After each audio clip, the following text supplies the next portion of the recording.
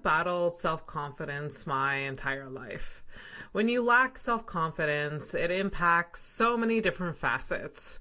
You hesitate to talk to someone, try a different item in the menu at a restaurant, fix things around the apartment, try new recipes, apply for jobs that you want, literally everything. This combined with anxiety is a recipe for a struggle-filled life that I would not recommend to anyone. Most people that I meet now would never know that I battle with this demon inside me. Actually, people have commented on how confident I seem. However, I have faked it for many, many years. Over the years, I've gotten better at building my self-confidence, however. Therapy, taking care of yourself, all of those annoying things to better yourself actually work, which is such a drag. I admire people that have confidence.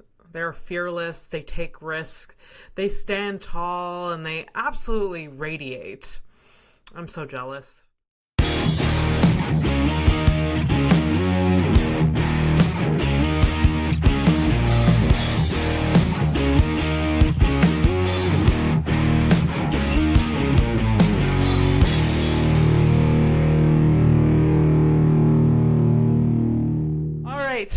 Welcome to House of Stone, the podcast where everyone has a story and we get into the nitty gritty of it all. Today's guest, I can't believe it's been so long that I didn't have you. Yeah, I was about to say, we're going to get into that first. We're going to get into that. 100%. I know. We have Akeem Hoyte-Charles. How's everybody doing? Thank you for having me. Oh my God, I'm so excited to have you. You should be. Today. You should be. You should be. 100%. I'm going to tell you what I told Tyler Lemko, shout out to Tyler Lemko. Yeah. Is that when he had his talk show, and he asked me to be on it, and I showed up, I was like, you're about 3 more episodes away from me being offended. I see so many people come on this podcast, Abby, and I'm just like, oh, okay. And I'm not going to reach out. Okay. I'm not going. I don't know why you're not reaching out. I'm not. How would it look if I went under your clips on Instagram and put spot? You just slide into my DMs. I'm not doing that. No. I know that it's my job to reach out to the potential guests. I know that. 100%. Yeah, but I had the same conversation with Raji, because she's like, oh, I've been wanting to be on here for so long. Also Carly Baker, and I was like, he's like, I sometimes get intimidated to ask people. I'm like, why? Will they want to? Why? Will they want to? That gets into the confidence. I was about to say, you know what Today's topic is confidence. You need some confidence. But first, let me just read out a little intro of Akeem. Oh boy, here we go. I had nothing to do with this. Just so you sent it to me. Partially. I did. But, yeah. So every guest find it very awkward when I just talk about them for 30 seconds, but you can suck it up and it's all right. So Akeem is a stand-up comedian in Montreal, Canada.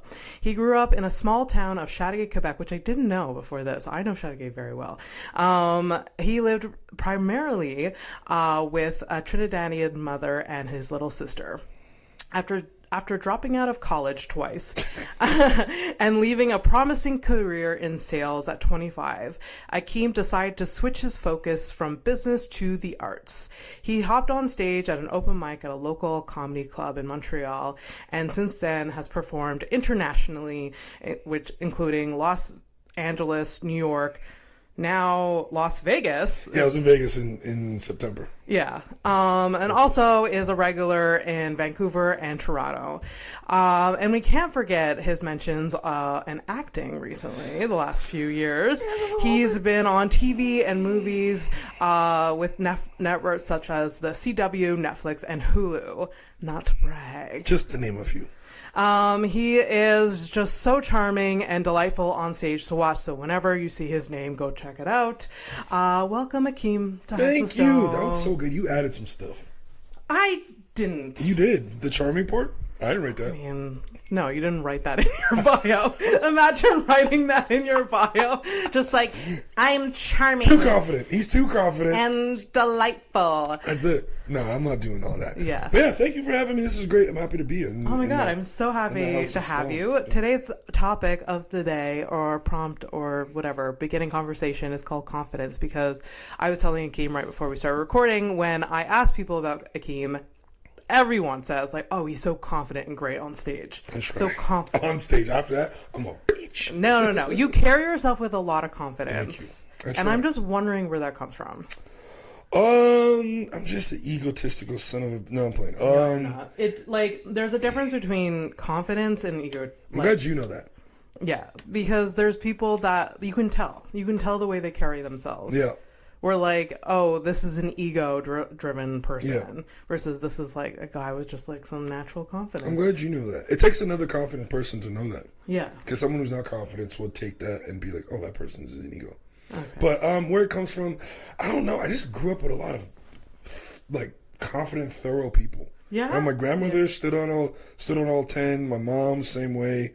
My brothers, like, you know what I mean? It's just, we had to be confident. We had no choice. Because, I mean, what's the alternative? It's true. Well, there is a lot of like life things that happen that can just tear your confidence down, for sure. Yeah, but I mean, I think if you... Sure, but life is all about balance, right? So it's like if you fixate on one thing over the other, that's going to kind of take over your life, and that's where your perception of life is going to be and how you maneuver through it. Yeah. So I focus on the things that I'm good at rather than the things that I'm not, and then that's where I get the confidence from. Yeah. Growing up, nothing I ever tried that I was told to do worked out. Nothing. Really? Absolutely not. Give me an example. So I was told, growing up I played football, right? I played football from high school, played in CJUP, and I played a little bit in university before I dropped out. And I was always good. I was never bad. But like when I was in high school, I played, my coach told me, if you continue playing football, you'll go to CJUP, and then you'll go to university, and then potentially go to the pros. And then I did all that, and nothing of it worked out. When in CJUP, I never started a game, right? Okay. I got benched. Yeah.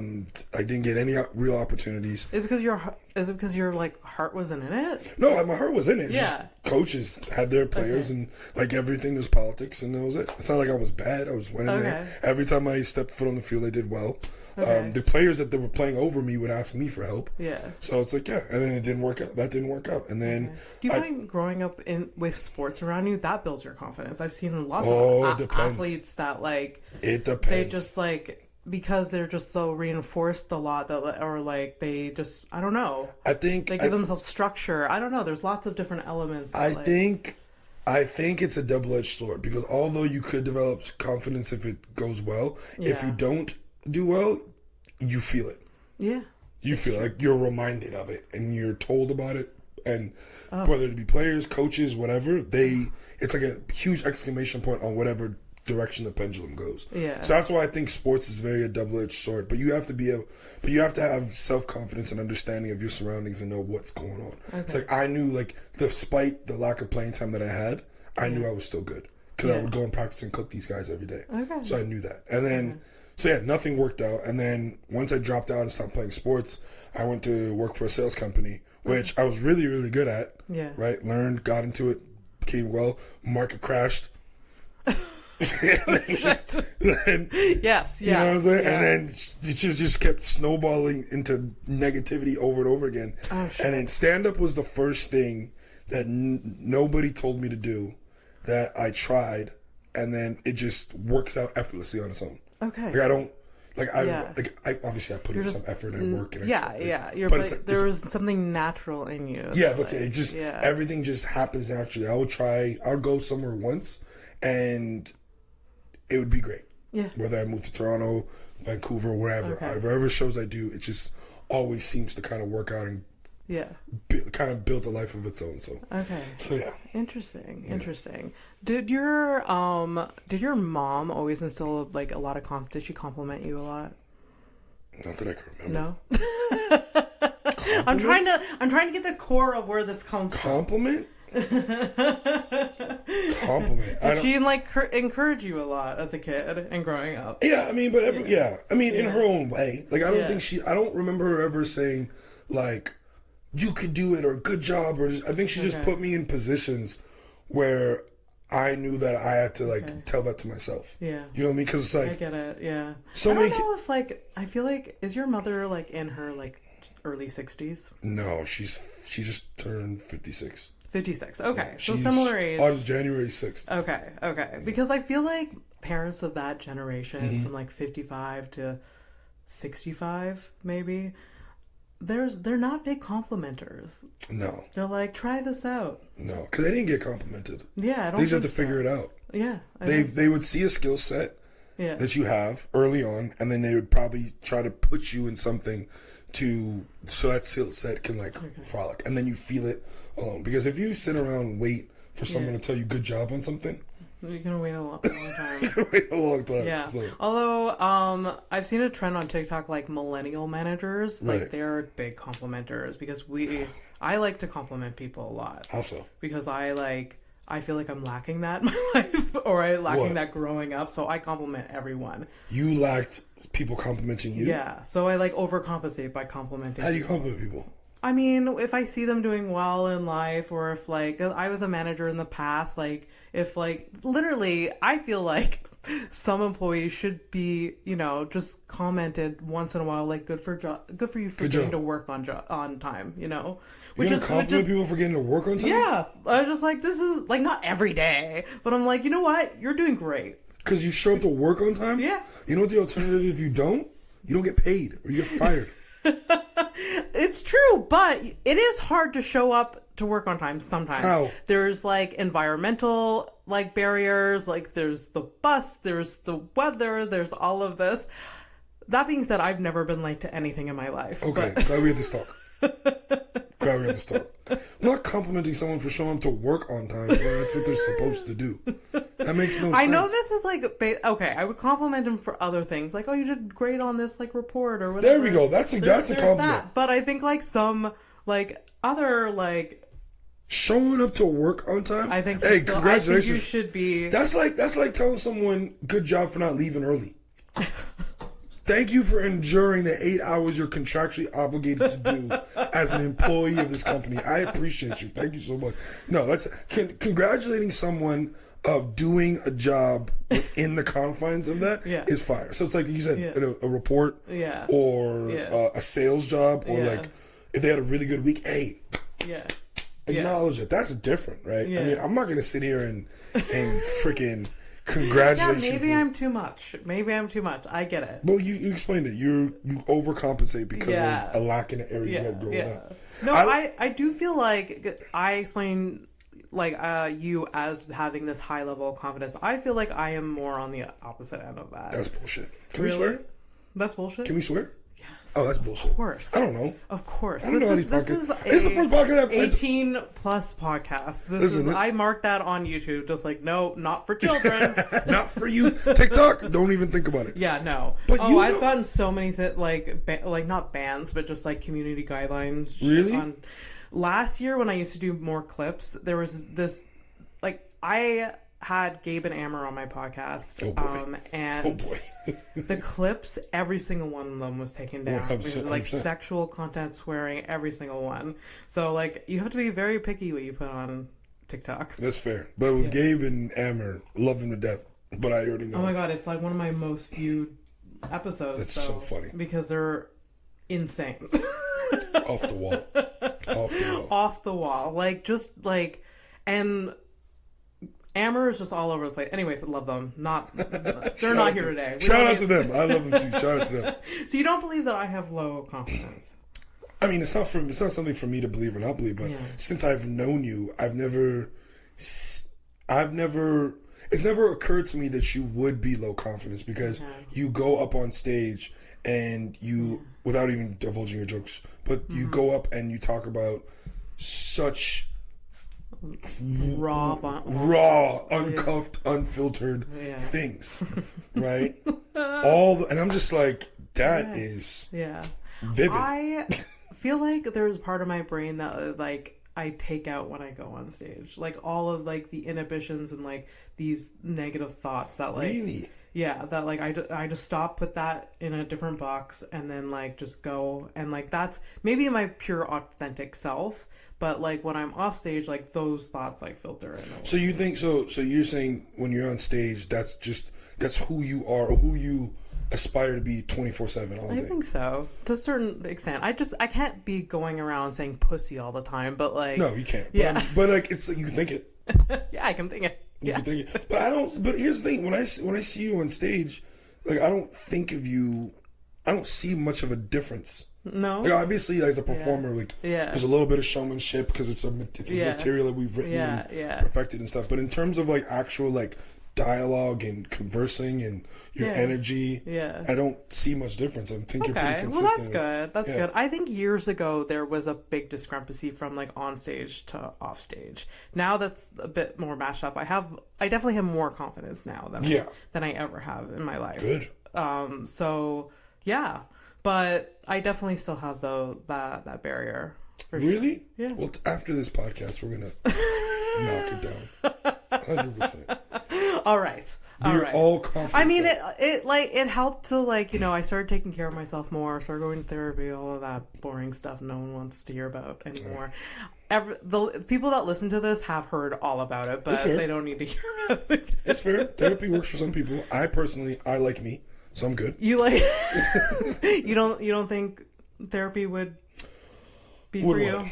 I think I was gonna. You know what? I'm thinking about. I mean, if you don't think you need it, then don't. Well, I think I'm just gonna do it once, just for acting purposes. Okay. Because like with therapy, you unlock a lot of different stuff, and with acting, being able to like cry on cue and be able to pull out those emotions, and like be able to display it, without really feeling that, is perfect. So I think therapy can help me with that. But in terms of like talking myself off a ledge or needing, or I don't like childhood trauma, I'm good. Yeah, you're good. You don't need to talk about it. I don't have any. You don't have. That's good. Not that I know of. I don't have any. That's good. That's amazing. I had a regular childhood. Just got to do everything I wanted in life. I was never held back by anything. That's so amazing. Yeah, it's pretty dope. And you grew up in Chateauguay. Not everyone in Chateauguay has that experience. Oh no, they're different. Most of them people are still there. They don't leave. Oh, for sure. I grew up in a small town, like 40 minutes the opposite way. In South Shore? So it's southeast of Montreal. So a little town called Howick. Never heard of it. So if you go down the 138 over the Mercy Bridge, down the 138, keep going. Okay. So I used to go shopping in Chateauguay. So I knew, like, because there was no shopping in Howick. What kind of?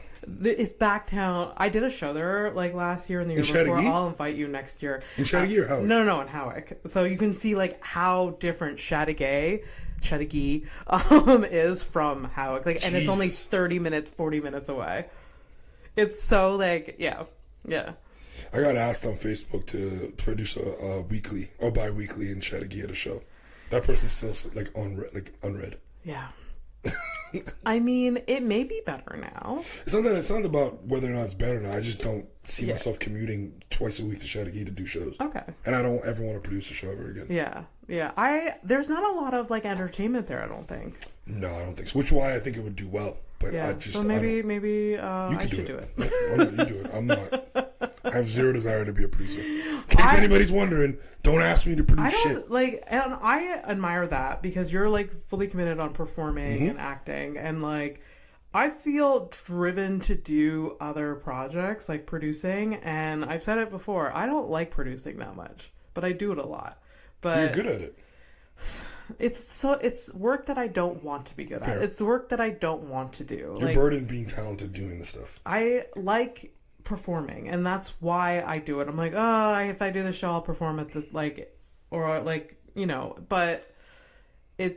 I don't like doing it. It's just like, it just feels like selling tickets. I don't like doing that. Like,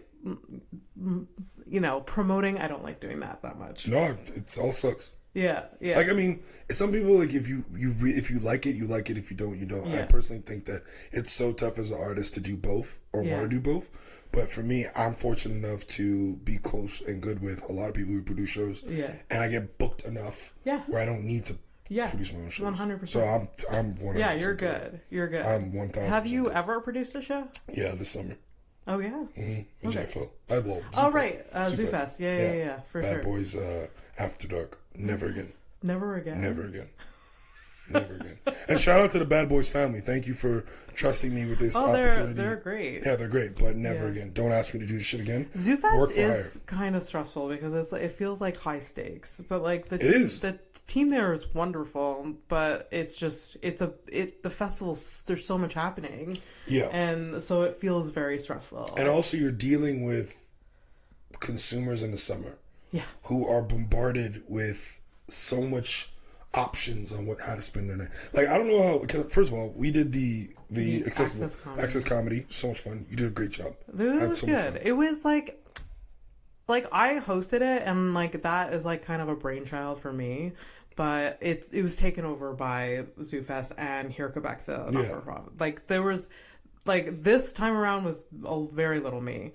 But it was a fun show. Yeah, I had so much fun. Yeah. I didn't realize that there was someone typing up the stuff. Remember that? Live. And I was so confused. And then they're talking to me while the show's going on. I'm like, there's someone back there? Live transcribe. Yeah. I thought it was dictated my voice the entire time. No. I mean, there is AI functions like that, but no, for a live show like that, you want a real person. That. So that was a very pleasant surprise. Yeah. And it was so much fun. It's a learning experience for everyone. It was so much fun. But yeah, no, this summer, if I learned anything about my comedy career, is that I never, ever, ever want to be I'll be executive producer. I'll give the money. Yeah. And just back off. Yeah. Yeah. I don't want to be. I don't want I love throwing money at problems. I don't care. Like, here, do you. I don't want to be involved in the nitty-gritty of anything. I love ZooFest. Shout out to Isabel. I love ZooFest. I love everything she's done with it since she's taken over. I think amazing. So many people, especially local artists, have gotten so many opportunities like yourself to do something, be a part of something bigger than themselves. Yeah. So big shout out to her. Yeah. But don't ask me to produce shit. I will show up. I feel like Isabel will still like convince you. No, I feel like Isabel can convince anyone. She can. She's very. But that's how you know. So it's just I know. Just cool, nope, just duck her. But she's amazing. She's one of my good friends. I love her to death. But no, I'll be on every single ZooFest show imaginable. You put me on. Don't let me be in charge. I don't want to. I just want to show up, do a spot, and leave. It's funny because you have a background in sales. You would think that you would have some sort of don't care drive to be part of that. I didn't write the contracts.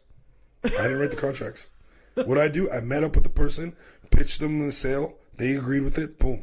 Contracts were given. They signed it. Called it a day. I have zero desire to be a part of the logistics of it other than showing up and making the show as amazing as humanly possible. Yeah. That's it. So that's salute fine. You know your place. You know, like that's where the level I want to move towards. Yeah. Just like, I don't want to be part of or delegate. Yeah. I see you having a show. Yeah. But other people are in charge of making it go. Like the late night shows. Yeah. Like the late nights, like Jimmy Kimmel, his name is on the show. Oh yeah. But there's a team of people that make it run. Yeah. He just shows up. Oh, but his name is on it. That I could see happening. Yeah. That would be perfect. Yeah. Yeah, Akeem wants a late night show, just FYI. Maybe. Industry people. Maybe one day. Who knows? We'll see.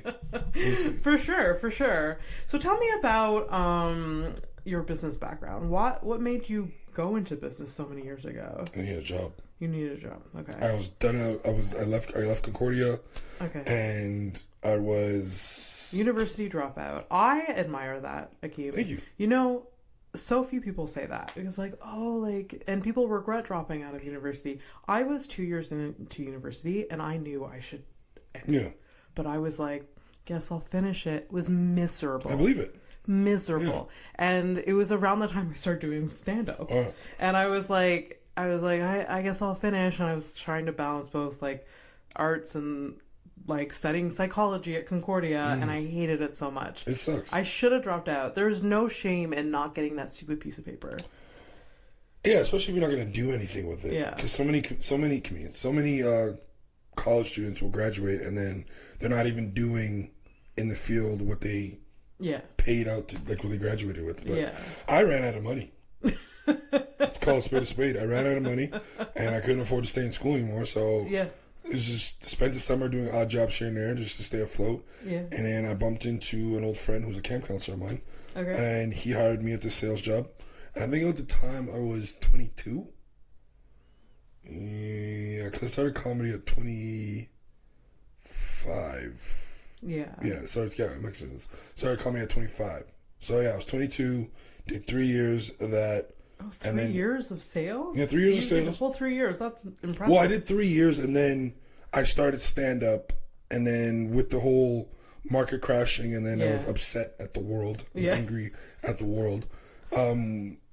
I moved into the customer service department, and I did that for about a year and change, 2 years. And then I think it was 2019. Okay. That summer, I was like, I can't do this anymore. Like, I want to double down on comedy. Yeah. And what year did you start comedy?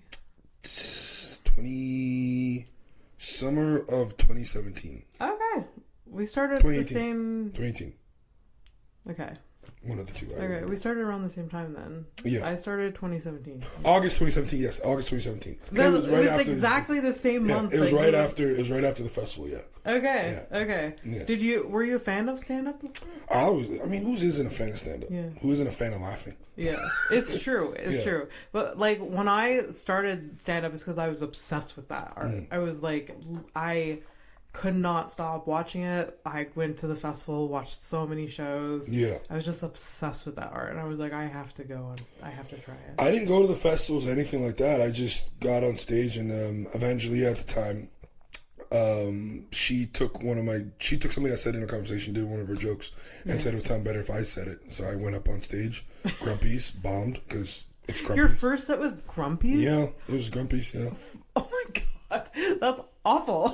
I mean, I didn't care. I just went up there and started talking because I was like, I didn't put any energy into it. I just started talking shit because, like, I didn't want to be up there, right? And it's like now that you're a comedian and you know what Grumpy's is about. Yeah. Nobody really does well there because nobody's paying attention. No. Then I did the Nest, and I got a standing O. It was 2 tables. Standing O? Yeah. Well, it wasn't standing O. 3 people stood. But that's a standing O to me. Yeah. 3 people stood. And then from there it felt good. And then that winter, so it was January 2018. Yeah. I did a welcome back to school thing at Marianopolis. Okay. And I got paid $200 for 20 minutes when I only had 4. And yeah. 20 minutes? 20 minutes. And I only had 4 minutes of material. What, 5 months into comedy? Yeah. And I was just talking shit, rambling. But the kids loved it. That's really funny. The kids loved it. Like that. Kids loved it. Had that confidence. I would never have that confidence. But I was just talking shit. Into it. I was just talking shit, but I just went up there and did what I normally do. Yeah. And then the guy, I forget his name, but the guy, he's like, so our pay week just went by, so it'll take a couple weeks to get the checks out, but is $200 okay? And I was like, you're gonna pay me $200 for what I just did? And they're like, yeah, it's not enough. We can squeeze more out of the budget if we can. I'm like, it'll suffice. Guess it's fine. Yeah, and then I was staying with my mom at the time, and she saw the check. She opened it up. She said, Marianopolis, what are you getting mail from Marianopolis for? She saw that it was a check, and she's like, I explained to her that was from the show I did. She's like, if you do this 5 times a week, this is your current salary. I was like, huh. And then the dream was born there. Yeah. Yeah, it was good. That's amazing. Yeah. That's, oh my God. The first time I got paid for comedy was $5. That's good. $5. And then... How much time did you do? It was 5 minutes. It was at Shaka. You remember Shaka? I do. They passed around the hat and they had enough one night to give everyone $5. That's amazing. That was amazing. There you go. Yeah. So that counts. Yeah. Again, it's a pleasant surprise for you. Because I'm sure you didn't expect to get $5. No, not at all. No. So, yeah. Like, literally walked there. Did you feel worthy? Did you feel like that was your worth at the time? I was honored that you I was honored? Getting paid. Because it was, like, the first... Like, I'd just been doing, like, unpaid shows until then. And I thought that was going to be an unpaid show. And then, I felt really... I was like, oh, my God. This is, like, a big... I feel like every comedian remembers the first time they got paid. 1,000%. You should. Yeah, because you're just like, oh, my God. Like, this is real. This is a possibility if I keep going now. Yeah. And then boom. So. And then I think like one of the second time I got paid it was like, you remember Tinder Tales? Yeah. Yeah. So I did the Wiggle Room, Paul Ash's show, and then someone that I was performing with, Emma Wilkie, she was helping Adelaide with Tinder Tales, and she's like, oh, you should submit to perform on Tinder Tales. So I emailed and like I wrote up like a bit. I was like, okay, what do I say? And then I wrote it up like word for word, and I said I would love to be part of it. And then I think like the second time I got paid $25. There you go. Yeah. For how long? Yeah. I think it was 10 minutes. There you go. Yeah, I know. I know. It's great. We need to talk about your level of confidence for a second. Because I need to tell. No, I'm going to get comfortable because I'm going to tell a story quick. Do it. Fuck your questions. I'm going to tell a story quick. Do it. No. I'll throw this out the window. About Abby Stonehouse. This past summer, got her JFL credit. Yeah. Kinda. Yeah. Kind of. Well, kinda. You did. Yeah. Oh, I got Juste pour rire credit. No. Just for laughs. Because there was a time where she sat front row at a show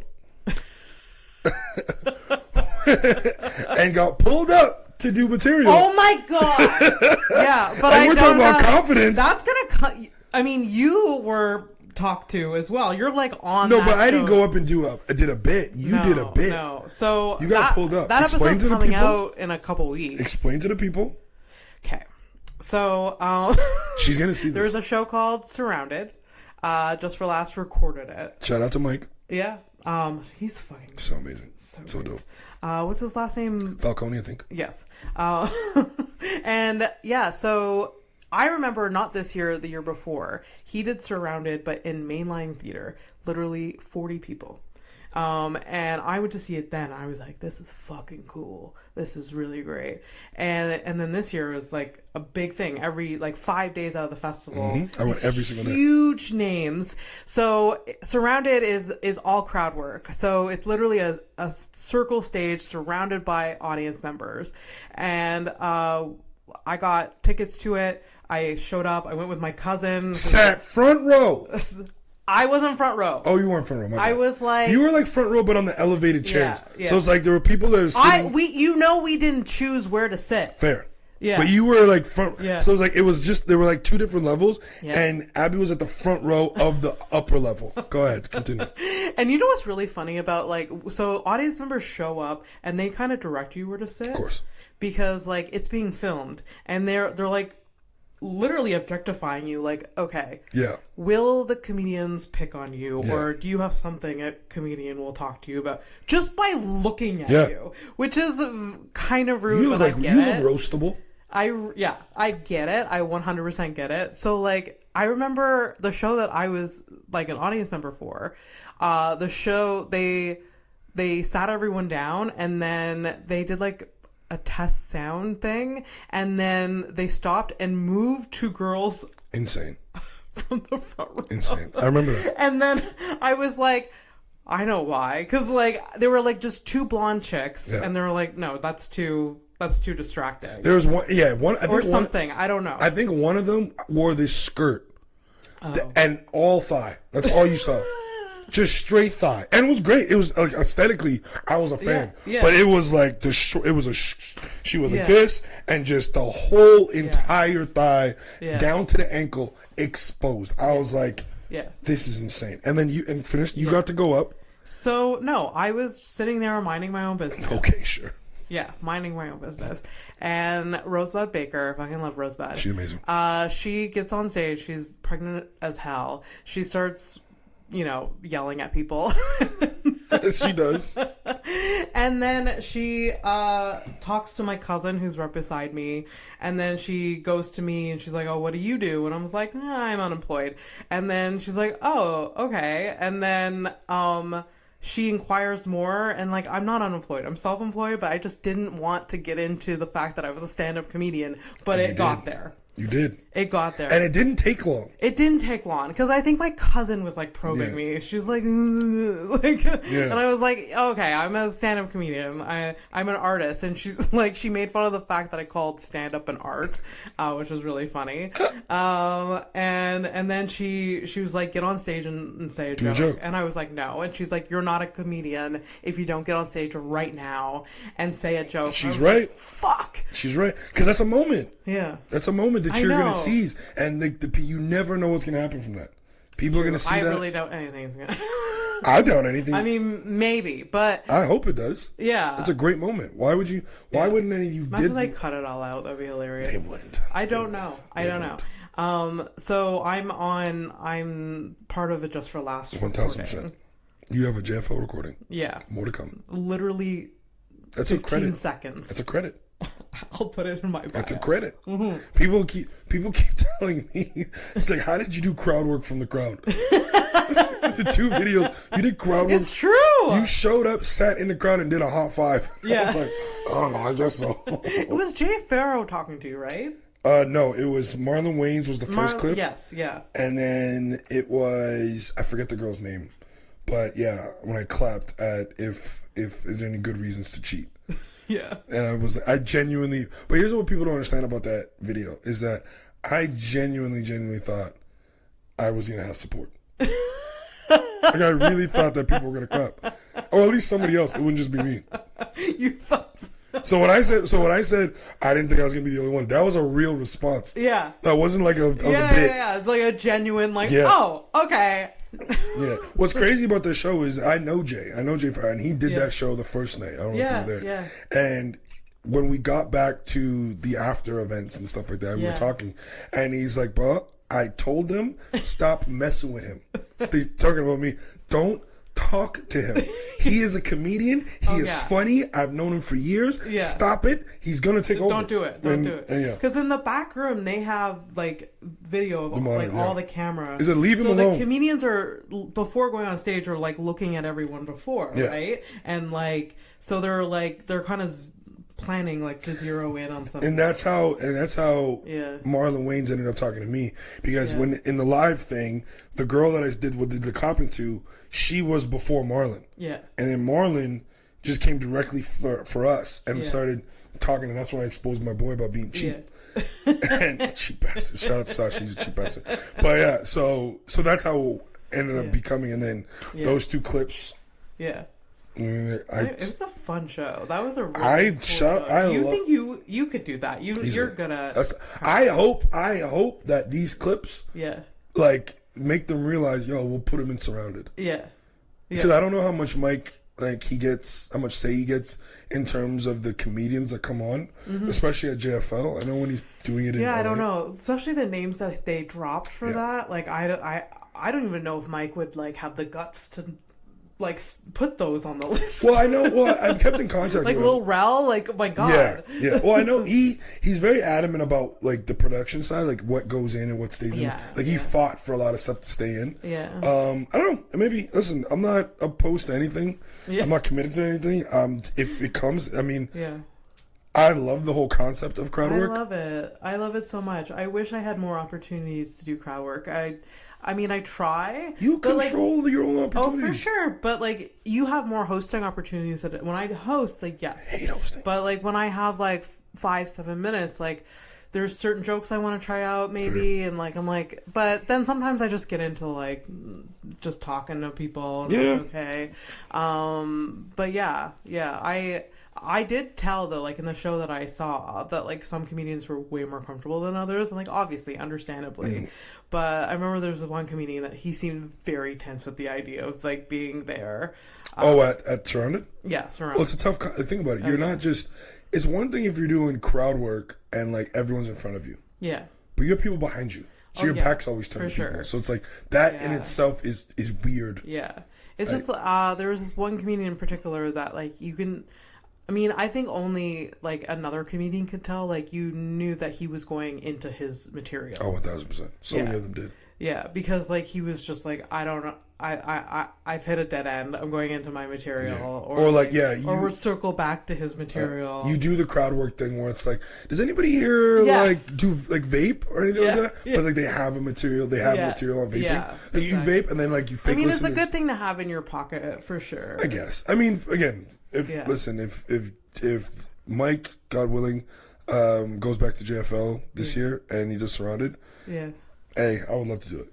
I think with like the way they're promoting like the recordings, I can see it being like happening again, and even maybe on a bigger scale. I hope. I don't know. I hope they don't. I hope they do the metaverse thing, but I also hope they give a display, like a version where it's just like you can watch it on YouTube. Because like I'll be honest with you. Like, I tried watching it on the metaverse thing, and I just get headaches whenever I watch it. It's like, I can't be in there longer than max, like, 20 minutes in there, because I'm like, my headsets you have to, like, get used to it. Like, it's not something I want to get used to. Because I feel like getting used to it is bad. Like, you remember growing up, your parents told you not to sit so close to the TV. Now you have a TV now you're this like, far away. You're supposed to be in it. Flashing LED lights. Like, bro.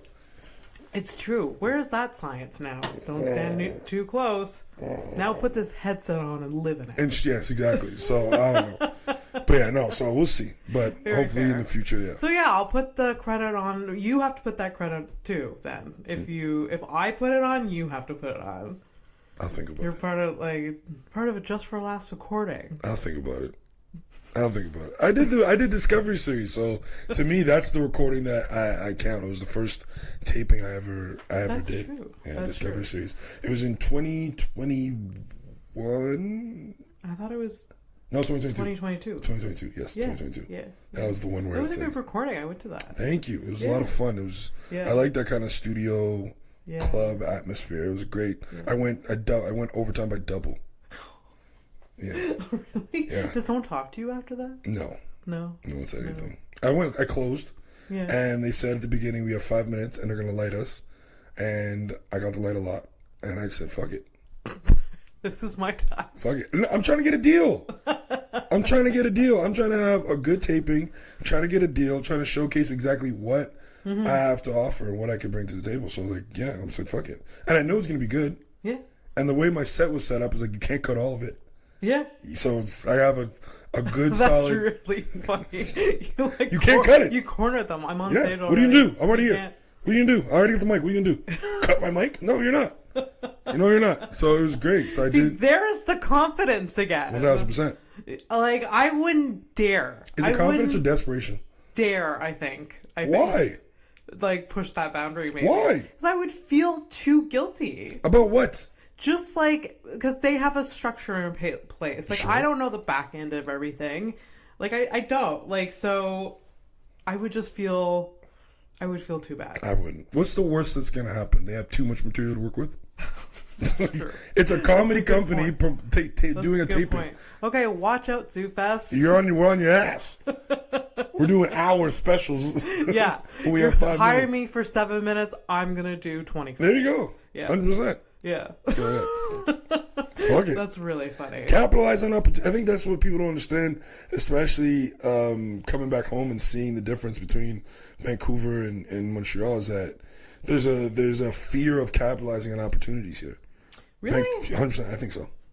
I definitely think so. Okay. I think so. In Vancouver, people not only capitalize on them, but they create their opportunities. Like, I've never seen so many people just start out and have their own show already. Really? In Vancouver, yeah. The first time I ever saw it was in Vancouver. Oh, really? Like that. Yeah, people like legit a month in, and they'll go talk to a bar, and they say, yep, let's run a show weekly. A weekly. Not even a monthly to test it out. They're running a weekly. Is it... And there's lots of stage opportunity, right? A lot of stage opportunity. But yeah, good ones, like, too. There's decent ones. Always opportunities opening up. In Vancouver? Yeah. When I first got there, yeah. Like, there's a bunch of people, there's groups that are running multiple shows a week. Oh. There's people that operate under the guise of a club, like they follow the same structure. Okay. And they pay quickly. Like, you can make money fast, quick money. Like, okay. good. So yeah, it's a lot of fun, and people are seizing opportunities out there. Like, when I got there were people who independently made their own albums. Wow. So like, they had no JFL backing, no nothing. They just... I mean, you see some of us doing here. What do you think we're scared of capitalizing? Like, what is our barrier here? I don't think it's a fear. I just don't think it's not a instinct. Okay. You know what I mean? It's not like, because I remember when I first started. Well, you started at the same time. Remember when we first started? There was only a handful of spots to go. Oh yeah. No one really was doing albums or thinking about producing their own specials and stuff like that. And there are people that at the time when we first started had been in the game for like 8+ years. That could do it. Yeah. That they have enough material just to give away for free and still tour an hour. For sure. Right. Whereas now, I think we couldn't really at the time conceptualize it because no one was doing it. Now, like everyone's Ben was recorded his own half hour. Carly just did. Wasim just did. So it's coming part of the narrative. I think like someone has to like kind of lead the way. It's being normalized now, but even simple things like not wanting to go up on a show and seizing the opportunity. Yeah. Seize that, because you never know where that opportunity is going to lead you. That's true. I think that's the fundamental difference between Canadian artists and American ones. Okay. American artists, American comedians, American comics, they always take an opportunity when it's given to them. Yeah. Whereas a lot of people that I've met here will fight it. Like, I've had conversations with people, and it's like, if Netflix came up to you and offered you to be a part of their little showcase Netflix comedian thing, and it's like, would you do it? And it's like, no, I don't feel like I'm ready. I'm like, okay. Oh my God. So peep this. So this Who said this to you? I can't tell you. So peep this. So I was like, so Netflix, who produces hundreds of thousands of specials a year, who know what funny is, they have people who and are... you're going to say no. You're arguing with people whose job it is to know what funny is because you don't feel ready? Clearly they see something in you that you don't. Why would you fight against that? Yeah. I always have, like, I don't tend to say no to opportunities. I have a problem sometimes with chasing opportunity. You said no to an opportunity, and you had to get nudged by your cousin. That's true. That's true. On camera, What's your cousin's I said name? no. I said no. What's your cousin's name? What? What's your cousin's Sarah. name? Shout out to Sarah. With H? What? With H at the end? With an H at the end? Yeah. Shout out to... Sarah with an H? Sarah with an H at the end. That's Abby's cousin. For making her seize an opportunity.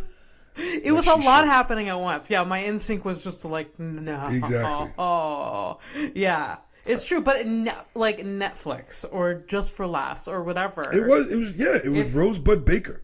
It's true. It was, I don't know. There was something about it. I was, I'll work on it. We get your confidence up one step at a time. But I did it. My first instinct was no. And you did great. Rosebud was like, bitch, if you're not a comedian if you don't get on this insisted, and boom. Fucking stage. And boom. And I couldn't say no to a pregnant woman. So true. I couldn't. Especially Rosebud's very convincing. Anyways, I saw her later that day, and I was like, and she kind of apologized. She's like, I'm sorry for like putting you on the spot. And I was like, no. Thank you. 100%. Yeah. Put me on the spot. I remember that night I went like up to the hotel. You were there, and Rosebud was like just sitting on the couch over. You're like, go talk to her. Yes. Go thank her. Yes. You're the one that pushed me to do that. And I was like, yes, okay. That's yes, your you're fucking right. in. That's your in. Yeah. Why not? You never know where that relationship's going to lead to. Yeah. And not for nothing, you guys could talk, hit it off, exchange information, and now every time Rosebud comes into town, you're opening for her. It's true. I told the same thing to Josh Shapiro right before the pandemic. Really? Yep, Josh Shapiro. Shout out to Josh. Josh Shapiro, I remember Akash Singh, super dope comedian from New York. Yeah. Right? He was coming to town. He was headlining at the Nest. Mm-hmm. And Josh is a huge fan of him, Andrew Schultz, all those guys, right? Mm-hmm. And I remember telling Josh, Josh, why don't you DM him? Yeah. Josh was running a show in the Old Port somewhere, Speakeasy show. Okay. And I told him, why don't you DM him? He's like, he's never going to answer. I'm like, you know what? He's never going to answer because you're not going to message him. It's true. If you don't message him, you know for a fact he's never going to see it. Yeah. And then, lo and behold, he DMs him. He answered. They set something up, like short notice. Boom, and he did it. That's amazing. And then I got to open up for Akash, and he got so many people to open up, and now they have that credit saying, yo, I got to open up for Akash. Yeah. And you never know where that relationship's going to lead. That's true. That's 100%. And that could be the stepping stone to your career. Like, that's the whole thing about JFL, at least for artists, for me, in my opinion, isn't about the shows, and it isn't about the tapings and anything. It's not about that. It's about having access to people you wouldn't normally have access to. It's true. You get to rub shoulders with so many. They come to you. They come to you. And I say this till I'm blue in the face. Like, it baffles my brain when comedians who are in the program level or just starting out 5 years in and then think and want to go to the States and want to start expanding their career. It's like, you have everyone who's everyone in comedy coming to you. Right here. It costs you $3.75 a ticket just to go downtown, mingle, rub shoulders. As long as you're not a fucking weirdo, people are going to hang out with you. There are weirdos. But it's true. Like, it always baffles my mind that like this festival's in town, and then I run into a comedian like the week after. I'm like, oh, did you come hang out? Did you see shows? And they're like, nah, I didn't. I was like, because they're not invited, dude. Like, you missed out. Because they're not invited. What do you mean you're not invited? Like, yes, you were invited. No, but I say not invited is because they're not performing. So there's a sense of an imposter syndrome when we're not performing. That's one thing I'll say, that if I didn't have confidence, one thing I know I don't have is imposter syndrome. to my detriment, I'll be honest with you. It could be to my detriment. I have zero imposter That's syndrome. a good thing, because that stops. It depends who you ask. Yeah. Some people don't like it. But that's the issue with them. Some people like aren't a fan of me because of the level of confidence that I have. And it's like, okay, you could think my confidence is arrogance, cocky, whatever. I'm not really tripping over that. No. But what's the alternative? Yeah. Is for me not to believe I could be a successful comedian? For me not to believe that I can get a Netflix deal? Because that doesn't get you anywhere. Like, why would you get into this if you don't believe you could do it to the highest level possible?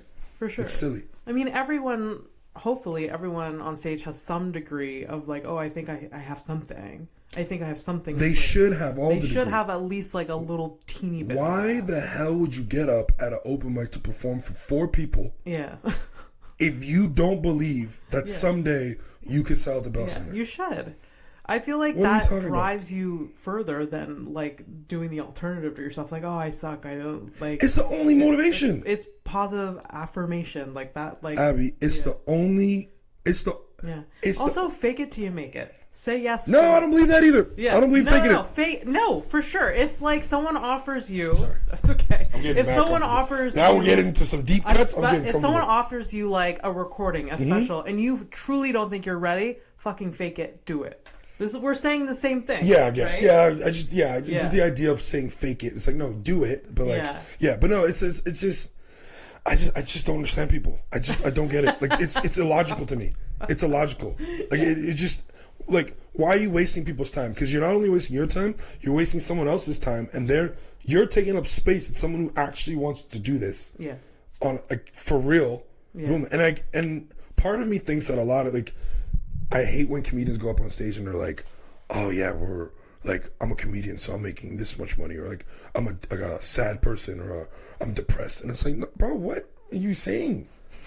Like, I hear comedians go up there all the time and they'll bash themselves, and it's like, are you trying to get sympathy? Self-deprecating, there's a balance to hit if you're trying to be self-deprecating, like in your comedy, because it is. Yeah, like, oh, I suck. Like, no one wants to hear that. No one in the audience wants to be like, oh, I suck. Sorry, go ahead. But sometimes, like, making fun of something you're bad at, like, I make fun of, like, being, like, bad at dating for many years, like, kind of self-deprecating, and that sort of is funny and relatable. Because of the climate of dating. Yeah. But... yeah, definitely being like going on stage and like, you know, being like, oh, I'm ugly, and like no one's laughing at you. Like, no. Listen, you can talk about yourself. You can talk about whatever you do. Address what people see in front of them, or your dating app, whatever. I don't care. Yeah. But don't attack the craft, because you're not attacking yourself. Yeah. You're attacking everyone who's a part of this craft. People go up and say, yeah, so I dropped out of college and I'm doing this for a living. Yeah, there are people that are doing that for. Bro, I'm doing this for a living. Yeah, and I'm doing just fine. Yeah. You know what I mean? Yeah. That shit bothers me, and it's like, and I'm telling you right now, 2024, you're not getting sympathy from me. I don't care. There's, like, I do not have enough sympathy to give to everybody. So I'm being very selective who I give it to, and somebody that goes up and is complaining, I think that their set was bad. I'm gonna tell them, yeah, your set was pretty shit this time. Doesn't mean you're a shit comedian. No. Just you had a bad set. And I'm not reaffirming stuff. I'm not. No. I do think, okay. So a lot of comedians, like, they have very fragile, like, egos, self-esteem. I think they're just fragile people. Yeah. So, yeah, that sort of, like, exchange after, like, having a shit set, it's sort of like it helps them feel better. I never do that because I am very real with myself, and I'm just like, no, that was a shit set, but I'll just get better. Like, confidence. Oh, I know what I could have done better. Confidence. I evaluate myself, but I don't think some people, just in general, like can do, like, maybe they're newer at comedy or whatever. No, it's not. My experience is not the new people, because the new people know they suck.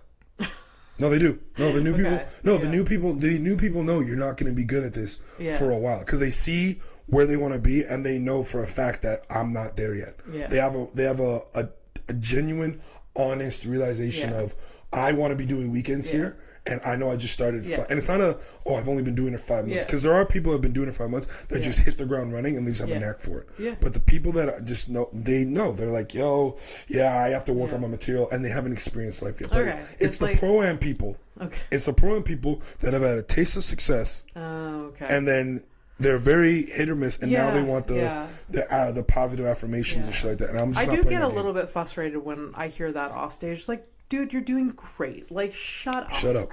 Shut up. You're chasing compliments, and I'm not in the business of giving you your instant gratification that you couldn't go earn on stage. Yeah. I'm not doing that. Yeah. No, I hear you. I don't think it's your job or my job to do that, and maybe someone else can fulfill that need. Yeah, I'm not doing it anymore. Yeah, I'm not. If you don't have the energy for it, it's not your responsibility. Everyone should be responsible for their own. I'm not, and if you guys and if people take that as a way, and I don't care. No, I don't think. I mean, it's. Abby, I'll tell you right now, people don't like me. People don't like you. People don't like me, really? And it's fine. Yeah. Yeah. I just know they're the problem. I mean, I don't like everyone. Yeah, I'm okay with that. And that's fair. Yeah. And that's fair. And people don't like me, and I'm okay with that. They're the problem.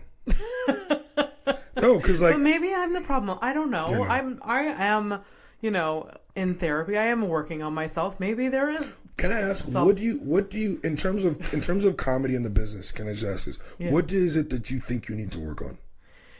I'm still improving my joke writing. No, I'm talking about in terms of, for like, you're not going to therapy asking, hey, so can you help me write this joke? Like, you're not doing that. I'm not going to therapy for... That's what I'm asking. So as a person, in terms of... Why am I going to therapy as a person? No, what I'm saying is that in terms of this industry, because like if somebody that works at Walmart, that you know in everyday life outside of this industry doesn't like you, that's whatever. It's fine. Yeah. But I'm talking about in this industry, I've never heard anybody say anything bad about you. Really? Never. That's good to know. If there's people that don't like you in comedy, in the scene, I want to know what is it you think you need to work on? I don't know. I don't know. That's the point I'm trying to make. Yeah. That's the point I'm trying to make. I don't know what they like. I mean, I just assumed some people don't like me because it's not. I can't expect everyone to like me. I don't know. You shouldn't. But I think it's less of the how many or the how as more as the why. Okay. That's the why is the most important. Why? Maybe like I feel like I can be perceived as not that approachable. Fair. Because there's multiple different things. I think once you get to know me, I'm very approachable. Mm-hmm. But when I'm a little bit intimidated by that person or I don't like the person fully, I will have a barrier. You come across standoffish. Yeah, so I have so I'm not that approachable. I won't I'll still ask you how you are and be friendly, but I'll just arm's length because I'm just trying to protect myself. I think that's fair. Maybe. So maybe that can be perceived as not being approachable. So the point that I'm trying to make is that since I've known you, right? Since I've known you, you've always been a bundle of joy.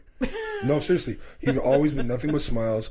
You have this energy and light about you that you go up to shows and you just want to do the best you can. You just want to be a part. Yeah. You want to have the show to be the best show possible and help out with it. Yeah, because that's what I believe in. Fair. I believe, every show I'm a part of, I want it to be the best possible. So I do what I can. And you've created platforms, not only with this platform here, but you've created platforms in your all access comedy shows for not just everyone to come and enjoy the show, but for other people to come, make a little money, be a part of something bigger than what they are, right? Yeah. So how can someone be upset with that when your goal is just to try to do your best possible way to uplift the community? My point is that anybody that doesn't like you that's in the scene is strictly based, they don't like you strictly based off stuff they created in their own head. Yeah, for sure. And what I'm saying is I'm not apologizing for that anymore. Yeah. I'm not apologizing for shit you create in your own head. Yeah, yeah. Based off how you feel about one interaction. That's true. Or a certain interaction. That's really smart.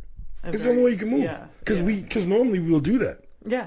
I'll apologize for shit you could we will internalize it like, oh, like maybe I'm doing something wrong to get this reaction. But you're not. Yeah. You're not. Yeah. And that goes with the theme part of confidence as well. Part of confidence is understanding that what you're offering, what you're bringing to the table, and then someone not fucking with that. How is my confidence stirring up your demons? Yeah. Make it make sense. Absolutely. Like it's a them thing. It is, and I'm gonna tell people you're done with it. Yeah, I'm not only am I done with it, I'm gonna let them know. Yeah. This is a you thing. It's a good. I'm not apologizing for a you thing. Yeah. So when you go do the shadow work and you want to get the help you need, you can come back to me. But till then, get away from me, Satan. Yeah. I have no time. I'm telling you right now, I have no time. It's a good thing. Like 2024, no bullshit anymore. None. Like, fuck all of that. None. Last summer, I was probably the angriest I've ever been in my career. Really? Yeah, ever. What triggered that? Angry as hell. Well, first the show I was producing, I felt like I wasn't getting the support that I wanted or that I needed. Mm-hmm. There was some shit going on back in Vancouver that was starting to trickle down here, and I just didn't know who to trust. Oh shit. Yeah, I just didn't know who I could trust, which was the bottom line. Okay. Right? Because again, I go out of my way. I share resources, whatever anybody needs. I'm more than happy to help out, whatever like that. Because I don't, I'm not scared of losing anything, right? Yeah. And you hear these things, and it's like you end up getting paranoid. Yeah. It's like I was watching the movie 23 the other day with Jim Carrey. Oh yeah. Where he reads his book and he gets paranoid because he thinks he reads this one thing and then he just looks at everything and it's like and you see signs of it everywhere. And it's like, and then you start getting paranoid, like I said, and you start creating shit in your own. And I was like, I don't want to be that. Yeah. So for me, like the last 4 months have been probably the most clarity I've ever had in my life. Good. Cutting certain people out. Yeah. Knowing which direction I want to take my career, who I want to go there with. Yeah. Right. And recognizing the signs. Like we get caught up in like keeping up friendships just because like you've been friends with someone for so long, but yet somebody's doing dumb shit this entire time, and it's like I don't need it anymore. Damn. That's part of. And this all happened the same time, like all at the same. It all happened within the last 4 months. Shit. Yeah. But again, I don't regret it. I'm happy it happened. Okay. Because now I'm going into this new chapter in my life where I've cleared. I've never been so laser focused on where I want to go. That's good, and that's what you need as an artist, to have like a direction, 100%. Which like a lot of artists don't. Like I'll just figure it out. Yeah. Like figure it out. But it's good. You have a clear direction. Oh, 100%. Yeah, 100%. For sure. And I feel like you have for quite a few years now. Like you've gotten like quite a lot in your career. So I'll be honest with you. With your acting, with your that has been kind of a combination of luck meets opportunity meets success type of thing. Yeah. Right? It's like I got blessed when I got to Vancouver and I was able to meet my agent and work with him and then start booking gigs and not just snowballing. And then with the acting credits, that just helps the comedy stuff because people were very credit centric in Canada. Yeah. So it's like, oh, well, he's an actor, so he can, we'd love to get him on the show. Yeah. And then you go and do well in your stand up. Yeah. And then that stand up helps out with the acting and then so on and so forth. Yeah. So I really got blessed with that, but it wasn't a plan. I didn't go out to set out to be an actor in Vancouver. Nope. What? Like, so when you moved to Vancouver, that wasn't for acting? No, I moved to Vancouver because we were in a pandemic here and there was no place to perform. Really? Mm-hmm. I Vancouver really thought it was for I know there was no place to perform. I was here. Yeah, we were there. But I didn't realize that, like, you just, like, I gotta get out. I know I want to good for you. My roommate at the time she wanted to get a mortgage. She wanted to start working on mortgages and shit like that. Yeah. So she got an apartment and she's like, are you going to come with me? You're going to go back with your mom. And I was like, I'm going to go to Vancouver. Because I had been there 2 times prior and I always had a great time.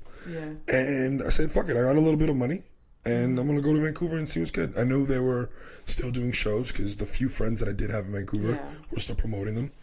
So I said, I'm going to go hang out, do that. Got an agent, started acting a little bit. Okay. And then from there, just, again, snowballed. And Is it you meeting your agent that led to the acting, or was it you just like hey, let's see what this industry is about? So what really sparked it is I had an agent when I was here, but I did a lot of background stuff. Okay. But then I bumped into a kid I went to high school with that was in my sister's grade. Okay. And he had just signed with that agent. Mm-hmm. And bro, if you're looking for an agent out here, talk to mine. He's building his roster. So again, that's kind of perfect timing, lucky stuff and also too. seizing opportunity. Like, there is these people, like, you know, we'll run into people, they'll give us information. It's about, like, moving forward with it, like, actually taking that information and doing something. I said, fuck it. I said, why not? Fuck it. I'll do it. And again, I had zero desire to act. I wasn't. Really? Yeah, zero. Yeah. Zero. Because you seem very driven by it now. Like, the pay is amazing. Yeah. That's why you're driven by it. The check is amazing. The check. I mean, also, it's like, it's another facet of entertainment that I never thought I would be so fascinated by, because the biggest thing about comedy for me is where it's taken me and the people I've gotten to meet. Did you ever in your life ever think you would have a conversation with Roosevelt Baker? No. No. I mean, comedy has led to that, like, so much of that. Like, it blows my mind. And especially, we're so lucky living in Montreal that, like, I could rub shoulders with all of these people that I've admired even before I started doing comedy. And, like, they're just people, too. And, like, I'm more, like, you know, sensitized to the fact that, like... These are regular people that you've put on a pedestal, which they deserve to be up there. Yeah, for sure. But it's like now, it's like the people that I can call my friends I was watching on TV and be like, one day. Yeah. And now they're my friends. And like, for example, one of my best friends in life, Drew Lynch. And I don't mean to name drop, but he's Drew Lynch. He was a comedian on America's Got Talent. Oh, yes. He had the stutter. And he's doing very well with the stutter, by the way. He's pretty much gone. It is gone. He's one of my best friends. I was at his wedding. Like, I love him. That's amazing. And this is a guy that I met at the festival, just sitting at the bar. Yeah. And I literally walked around, sat next to him, started talking like kindergarten. Yeah. And then we've been boys ever since. And it just, the amount of opportunities this guy has given me and helped me be bigger than I ever thought I could be. It's just unbelievable. So, I love it when a community, and this is like kind of community at large, comedians like just help each other out. Like, I'm all about helping, like, whoever I can out. Where, like, when people try to, like, gatekeep, or, like, they have this, like, scarcity mentality, like, oh, no, I can't share this information with you. Or, like, they'll land a festival, and I'm like, oh, like, you should have told me that there were submissions happening. Like, if I hear about something, I'm telling people. Share. Yeah, share. Hey, guys, there's a grant. Yeah. There's a grant for comedians. Go apply. Oh, buddy, there's this festival. Yo, a Zoo Fest is looking for shows to pitch. Here it is. Yeah. Yes. Why the fuck not? Why the fuck not? They're scared. Like I get it. Like, you want those opportunities, and you don't want. But it's not a competition. At the end of the day, it's not a competition. You're so nice. You're going to heaven for sure.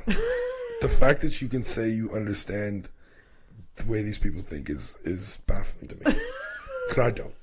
Because me not telling you about something doesn't guarantee that I'll get it. Yeah, of course. Of course not. And one thing that I've learned is that you never know where someone's gonna be. Yeah. Tomorrow. Yeah. Yeah. Like, it's like Samuel Jackson had the best quote ever.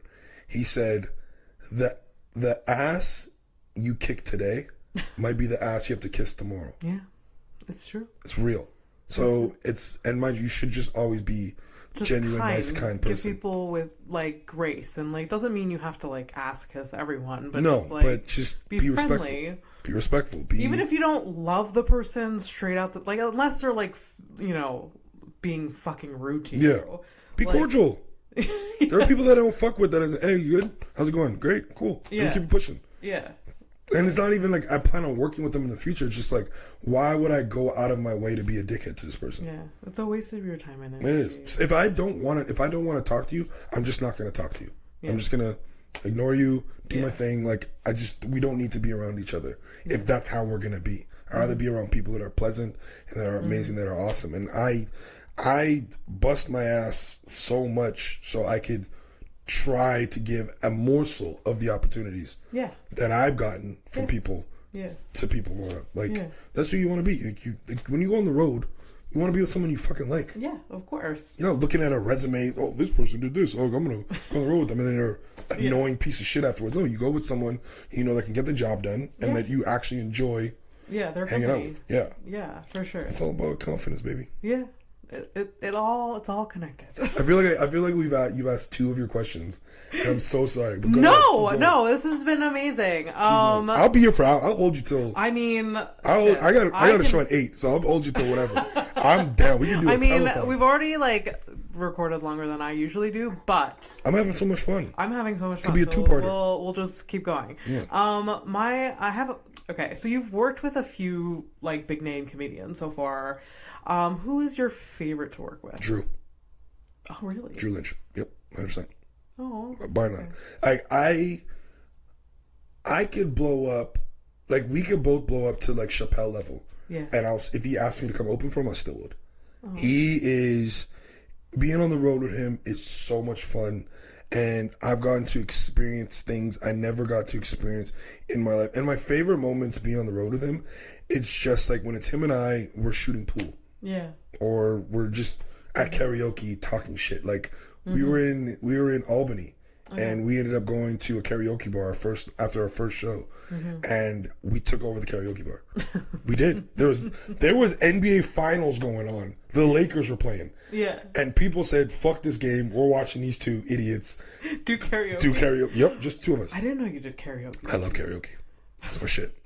Really? Yep, I just want shit. I have done karaoke once in my life, and I was 17 years old, and I was drunk off my ass. We're gonna go on Crescent Street. We'll go, and this was many, many years ago now. If you want to go, we'll go. I love karaoke. I have been around people doing karaoke. I haven't done karaoke. I'm not good at singing. Nobody's good at. Listen, here's the thing, I'm very passionate about this. What's your go-to song? Whatever the crowd needs. Whatever the crowd needs. Here's the thing, Abby. I'll tell you this. I'm very passionate about this. I'm gonna look. Which camera am I looking at? This one. Whatever one. If you can sing well, if you're a good singer, yeah, stay the fuck out of karaoke bars. It's true. I don't want to. It's not for you. I don't want to watch someone. You guys have Idol. The high notes. You guys have Idol. You guys have X Factor. You guys have all these singing shows. Take your ass over there. Karaoke's for people like me. That default setting is the default setting. That can't go up, can't go lower. Oh my god! I just really your voice is. It's terrible. It's terrible. Your voice is so deep. I can't imagine. This is terrible. It's not for you. It's for us. I want to watch you sing. You're gonna sing too. An Adele song. I would love it. Hello. It's me. It's me you're looking for. No, I love karaoke. Even this week, the comedy reviewers, a group of people that do comedy reviews in Vegas, they took a quote of mine. I said, I love karaoke. It's my shit. If I could sing, I wouldn't be doing this jokey joke shit. Legit, that's what I said, and I meant it. Yeah. You think I would be fucking telling jokes if I could sing? Oh my god. I'd be on tour with my shirt off. Really fun. It's amazing. I'd be on tour with my shirt off with baby oil all over with a Vegas residency. Just like a baby oil. Why is the shirt off? All of it. Why is the shirt off? Are you in a boy band or no, is it's just me. A solo artist? It's just I would walk up on stage with my shirt off, not even open, just all the buttons just open, and then the cuffs just open like that. Yep, I don't care. I love singing and I love karaoke. That's so fun. So yeah, we do that on the road, and it's really just funny. traveling. I mean, most cities have a karaoke bar. Every single one. And there's really fun drunk people there. And we'll create one if there isn't. 100%. But yeah, Drew's by far my favorite to travel with and work with. Has there been a bad experience with a comedian? You don't have to name names, but on the road? Yeah, or working. I mean, there's been moments, not necessarily bad, comedians per se. Yeah. There's just been heated moments like anything else. You spend a significant amount of time with people. Yeah. Personalities clash. You're and you're essentially living with someone for a small period of time. So it's someone acts a certain way, you don't like the way that person acted. Yeah. You speak on it and boom, and that's it. If there's someone that I genuinely don't like as a person, I'm just not gonna go on the road with them. So, but for the most part, they've all been pretty positive. Okay. Yeah, I've never traveled with someone that I hated. Yeah. But again, there have been moments. That I'm like, how many more shows we have left? Are there comedians that are well known that you've sort of brushed shoulders with or performed with that you never want to perform with again?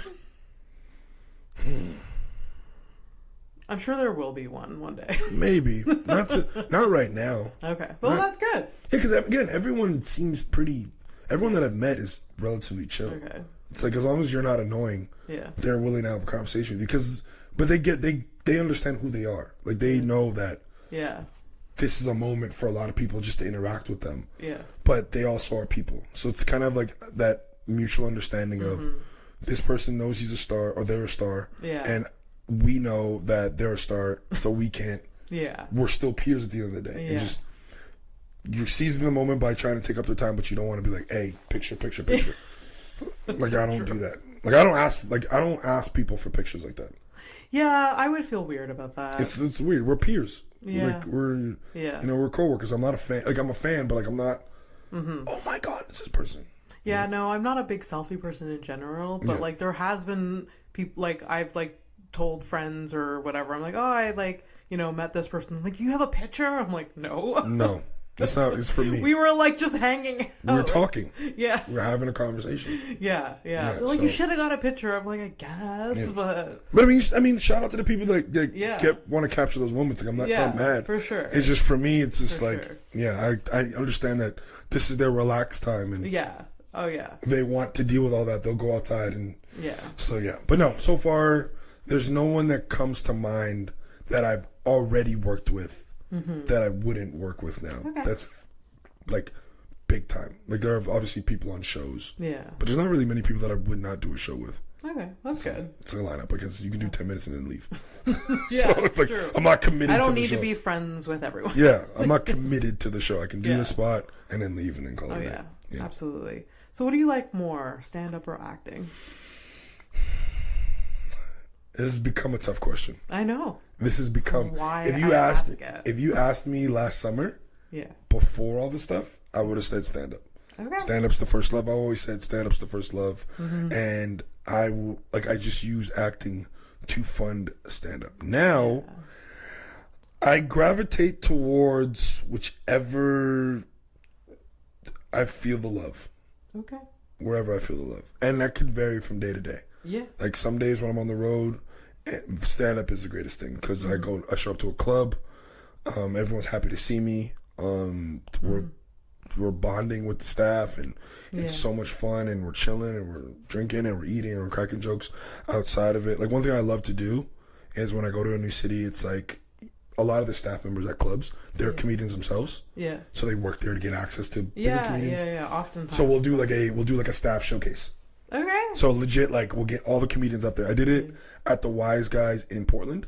Okay. And then we did it again in Indianapolis. Okay. And it's just so dope to see these comedians go up and do the material, and it's just so much fun. So, yeah, when I'm on the road, it's stand up. But then again, when I'm booking and I'm on, it's day to day. It's day to day. Yeah. It's day to day. Yeah. So, but acting again, I love being on set. Giving you lots of opportunities for sure. So many, and it's just I meet people and you get to eat the food. Yeah. It's great. It's great.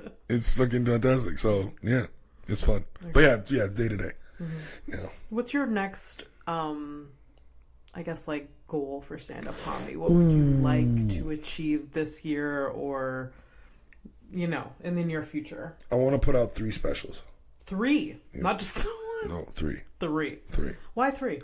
So I have an hour already written. Yeah. It's already done. It's perfected. This is an hour that I'm proud of. Yeah. So I want to record that soon, like top of the year, and then put that out. Yeah. And then I want to do a crowd work special because the first one I did, was it last September? Not the one that just passed the before. Okay. It was good. But I just just the quality of shooting it just wasn't what I envisioned. So I would use the same videographer again and then do it all over again with a different setup, and then take more time into the editing. Yeah, and then tour a bunch of new material and then shoot another hour at the end of the year. Okay, and then put that out for 2025. So that's where the 3 comes from. That's amazing. Yeah. You think you got it in you? You think you're going to do it? I definitely think. I don't see why not. I mean, I have the connections. I have the materials done. Yeah. It's just about getting the place and getting the resources and getting a team that believes in the project and wants to, commit their time. Do you foresee that happening in Montreal or somewhere else? Probably somewhere else for now. Okay. Probably somewhere else for now. I would love to do an hour special in Montreal. Maybe the crowd work one I could do here. Yeah. I don't see why I couldn't do that here. No. But I would love to do the material that I've worked on in a new place where it's really like I know it hits, but it's first time here in the audience. Yeah. You know what I mean? It's like so when you read your first book your favorite book for the first time. Yeah, it's fresh. It's fresh and like you love it, but it's like, you could read it like multiple even times. The comedians backstage are laughing. Yeah. It's not just like your homies. Like you've been doing the same jokes in front of like every single day. Yeah. Exactly. Like even though I know that if I fill up a room, half the people have never seen me before, but the other half might have heard some of these jokes. Yeah. I don't want scattered laughs. I want everybody. So so 3. That's the goal. That's amazing. Yeah, that's the goal. You're inspiring. That's really awesome. You are. Who's cutting onions? But yeah, no. So 3. Yeah, 1 at the top of the year. Hopefully put it out. I would love to do it next month. Okay. Maybe I'll probably do that in Vancouver when I go back because I can assemble a solid team very quickly. Yeah. And the space. And then the crowd work one, maybe do it here. And then put them out probably within relatively close to each other, like maybe 2-3 weeks. Okay. And then work the new material for the hour at the end of the year and record that and then put it out. That would be good. So 3. I'm very ambitious. Very ambitious. It's tattooed right there, ambition. But why not? Yeah. Would you? I want to record like a half hour or an hour. That'd be dope. I really want to. There's a few like little mental blocks there. Like I don't know if I could fill a room for but partner up with someone. Yeah. Partner up with a promoter. True. I have like a solid 45 minutes. And that I literally want to record and forget about and move on. So I feel like I'm ready. I definitely feel like I'm ready. Do it. So like I think within the next year or 2, I would love to do give out free tickets. Worst comes to worst. Oh yeah. Like if you just want to. I don't even make money, but like so I have a number of platforms now because of this, and I'll just I'll promote it and maybe incorporate other people in the scene here involved with I don't know, maybe more people maybe I share 30-30. Or something like that. That'd be a good idea. Like me and another comedian. Yeah, and you can split the costs or whatever. And 30 minutes. Like people sleep on 30-minute specials. I like them. I love them. They're very palatable. Yeah. They're easy to clip up. Yeah. You take it in. It's very. It's. People talk about how doing an hour, being able to do an hour is tough. Yeah. But I was like, no, being able to sit there for an hour. Is tough. It's tough. To keep right now with our brain capacity because of the fucking internet. It is hard to sit there and watch. 15-minute is great. I don't know. I don't want to about 15 minutes. Yeah, 15 minutes just fly by. Easily. So 30 minutes would be great. Yeah. So yeah, I would love to record something and launch that into the universe. That'd be dope. I'd open for you if you have me. Yeah. I would open for you for sure. Yeah. I love it. We can do it now. We can decide on that now. 100%. No, it's you decide. I'm available. I'm ready. I'm ready to go. It's you can warm up the crowd for me. 100%. I'll be the crowd warmer. Yeah. A little bit. Yeah, guys. So we need you guys to clap. Yeah. Of course. You're a great host, and you warm up the crowd very well. I hate hosting. Yeah. I hate it. You hate it? I hate it. You hate it? Yep. I mean, I get it. I kind of like going on stage and just doing my thing and then leaving. Yeah. I love that, but you're good at it. Thank so you. You shouldn't knock it because it's a skill that not everyone is good at. It's not that I knock it. It's just that when at some point in my career, that's all everyone wanted me to do. Oh. And especially in Vancouver, it limits how many spots you can do somewhere else because you have to be there the whole show. Yeah, there's a lot of weekend spots happening with close proximity to each other. Yeah. So someone who's really hustling, really just on it, literally can go probably do, I want to say, 6 sets on a Friday night where you're getting paid $30 to $40 or somewhere to $50 on a spot, right? And so that's $300. That's a great day pay. $300 you just made bouncing around from doing 6 different shows. It's amazing. Yeah. But when you're hosting, you're limited to that. And what I felt when I was getting asked to host all the time was they wanted someone who was a strong host to come in in a sense, clean up the mess. Because a lot of the doing, no, because a lot of it's true though, right? Like you're carrying the show. It's like, why don't you just give me a spot, or better yet, why don't you let me headline? Yeah, there's an idea. It's true. It's true. Let me headline. Yeah. I would feel so much better about hosting is if at the time that I was being asked to host, I'd offer a weekend once. Yeah. Yeah. But no, I'm hosting all your Zoom shows. I'm hosting all these these shows where these open mics and shit like that. And I'm doing the cleanup and handling your show. So you're putting on all these people that you need to give spots to because they've been asking for so long, but you don't trust them to drive your show. Whereas here's me, I'm like, I can do it. Yeah. So so that's why I had a little. I get it. That's why there was a little disdain for hosting. So I took a little break. I told people like, I'm not hosting. Don't ask. Yeah. Yeah, I'm not. But I need people to understand this. Like, if I host your show, it's a favor. Yeah. Like, that's like, I don't like people thinking that I'm out here just above certain things, so I need to do favors. And I don't think I'm above hosting, but I don't like it. And every time I feel like I know I'm doing something I don't like, it's a favor. Yeah. So, just so you guys are on notice. If you guys don't it's fine. It's good to like know that your limit, and like I find with hosting, like there's sometimes you don't have an opportunity to like really like try your new material or work on your material because you're either trying to clean up a mess or there's like it's a weird different energy. You drive the show. Yeah. So you like all else fails, your job is to make sure the show runs as smooth and as solid. So if you're hosting, you have to have the fortitude and be humble enough to know that if a guy or somebody just went and murdered, to bring up the next person right away. Yeah, and if they didn't, you do time in between and raise the energy back up. Yeah. So which I mean I don't mind doing, but again it can't just rather be not right now. Yeah, I'd rather just work on spots, work on material that I'm trying, or headline. Yeah. Totally get it. Totally get it. I got really comfortable, and I like this. All right, we're gonna like start wrapping up. Cool. Yeah, we've been recording forever, but how long? Can you see it? I can't see fully, but it's definitely been an hour and a half, I think. I'm cool with it. This is gonna be a great gems and nuggets. It's amazing. We'll always end the episode with 2 questions. Always. We sort of touched on some of them, but the 2 questions are: what is the hardest thing you've ever been through, and what are you most passionate about? You can answer one, you can answer both, you can answer none. What? Who answers none? Everyone answers something. I'm about to say, like, who's coming on this podcast in the house of stone and not answering? Why do you even give that as an option? I think it's like personal. Hardest thing you've ever been through is like a tough one. And most passionate about, people are like, I don't know, and then we move on. But the hardest thing I've ever had to deal with was my grandmother passing. Oh, that was the toughest thing. That was in 2017. Shit. And you started comedy right around that time. And she never got to see me perform. Is that a coincidence? I don't think, maybe, because like one of my first jokes I ever wrote was about her dying. Okay. Right.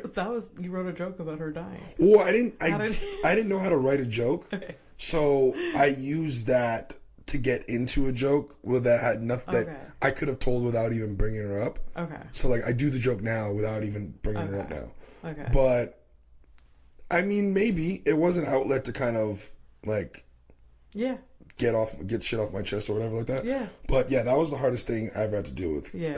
Because we knew it was happening and we like feel helpless. You can't do nothing to stop it. And again, she's never seen me perform. Okay. She never got the chance to see me perform and grow and see the person that the comedian or the artist or the man that I've become. So it's like hopefully she would be proud and I hope so. So that was the hardest thing. The thing I'm most passionate about is the state of comedy. Yeah. I am very passionate about that. And my goal and everything I just want out of this whole entire life or this whole entire like career or just this genre itself is for everyone to succeed. Yeah. I just want everyone to succeed. And I learned this year, and it was Joanna. She actually made me realize this. It's like people of influence need to like speak up. And I'm not saying I'm influential. I'm not saying that by far. But I've never liked bullies. And when I see things, especially in this scene, I don't, it needs to be protected. Yeah. And certain people need to be protected. Yeah. I don't know if you've been seeing what's going on the Facebook page or whatever. Of course. Yeah. So things like that. Things like that needs to be. You were the voice of reason, which is weird. That were creating a weird echo chamber of toxic, and then people weren't listening to each other, and then you were like, "Look, like we need to settle. You need to stop because this is not. You guys are not articulating what's happening. You're just not making any sense. It's just not making any sense. Yeah. So that's just like a small example of like me coming in and needing to like protect certain things and essence that are comedy and people, because it's like scenes could like rise if everyone was just on the same page and had absolutely fundamental support each other and help each other. And I think they thrive more with that. I think you're not going to get anywhere by like just tearing people down and just being negative and just like. If you have like a certain perception or thought, like maybe flip it and be like, could there be a different perspective to this? Am I not seeing this fully? Or get someone else's opinion, or like I don't know. I think the reason why things like that happen is because people genuinely don't have a grasp or a fundamental understanding of how this industry actually works. Yeah. Like when you talk when you talk about things like a comedian's worth, or like what are you're arguing over tens of dollars. Yeah. Like this is like legit. This is what we're debating about. You're complaining that one specific club, pays $30 for a show. Yeah. And what do you think? Like, what are you asking for? Like, what's the number? And then you ask that question, and then nobody knows what to say. Yeah. It's like, are you asking for 40? So you're telling me $10 extra is your worth for a 10-minute set? Sure. Yeah. Cool. I'll give you $10 extra to shut the fuck up. Right? But yeah, what I'm passionate about but this is what I get passionate about, is seeing things like this. Yeah. Because, and I was telling this yesterday to somebody, you don't talk to the crazy person to try to convince them that they're crazy. Yeah. You talk to the crazy person so that the people around them know that they're crazy. Yeah. Yeah. And they don't fall into this. Yeah. Yeah. Right? This is why you argue 100%. With fools. Like Jay-Z has this line where he's like, when arguing with a fool from a distance, you can't tell who's who. Yeah. But it's like, I will argue with you. Yeah. I will go back and forth, but I will also make sure, hey, just so you guys know, this person is full of shit. Yeah. And I'm not above doing that. And I think too many people get caught up in how they're perceived. And at the end of the day, real recognizes real. Yeah. And the people that I want around me and that I choose to be around me are a reflection of who I want to be. Yeah. So they're gonna understand where I'm coming from, even if they disagree or agree or whatever. They're gonna know that, okay, I know Akeem. Yeah. I know Akeem's intent. I know Akeem doesn't come from a place of maliciousness, or he doesn't want to see people get hurt, or he doesn't want, all he ever does is support. So if he's saying this must be what he truly believes. Yeah, I don't agree, but let's have a dialogue, because I know he's not coming from a place of malice, right? Yeah. That's what it is. So that's my goal. That's what I'm passionate about. Yeah, for sure. For sure. That makes sense. Thank you. Like that. That's I do that from time to time. About, because, yeah, I do that from time to time. Makes sense. My name means Wiseman in Arabic, so you've made sense these last 2 hours. Oh, thank you so much, and thank you for having me. I don't have to hate you anymore for having me on now. So you get another year. Yes, another year. I don't know how many. I've earned your trust, and I don't know how often you have repeat guests. I mean, it depends on whether I like you.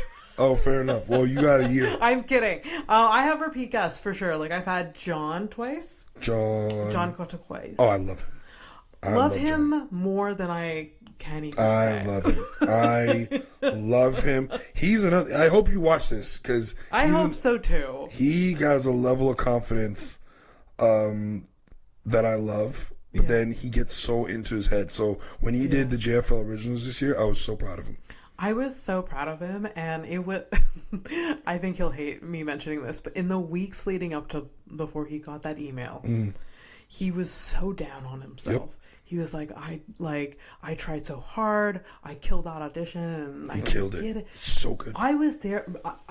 You were there too. Yep. I was hosting it. You were hosting that one. Yeah. So I thought that Deli Planet, the windows behind was gonna shatter because of him. He got applause breaks at points where he doesn't normally get them. No, where he didn't expect it, and it fucked him up for his sets. Fucked him up. He didn't know what to do. No one knew it, but besides me and like the other comedians, right? And like he was hard on himself afterwards. But I was like, doesn't matter because you fucking blew the roof off. Murder. In my opinion, the best Montreal audition. Yeah. 100%. You didn't see mine, baby. I did not. Where'd you go? Did you audition? At Hurley's. Not to be, Shout out to Hurley's. Yeah. Shout out to Zach and Vance, what they're doing. Yeah. They've busted their ass and they built Hurley's into something that's amazing. Oh, and they're consistent with it. So they had a showcase there, and so I didn't even know I was part of it, and then Walter added me to the group because he asked me. He's like, "Hey, have anyone asked you to be on the showcase yet?" And I was like, "No," and then he didn't respond back after that. Oh, so you just like, and then what a tease. And then I was added to the group chat. I was like, "Oh, so I'm part of it." Wait, so how long after? Oh, it wasn't that long. Okay, but he didn't. Imagine it was like a week. But it was more time than I was comfortable with. I was like, no. And then nothing. But this is the regular dynamic between me and Walter. I was like, I don't know, like, can you explain Elaborate, more? please? This would be... That's so funny. And then, so my audition was pretty fucking killer. Great. Yeah, I'm so proud of my audition. I posted it online after it because it was, like, really... Dope. I'm so proud of it.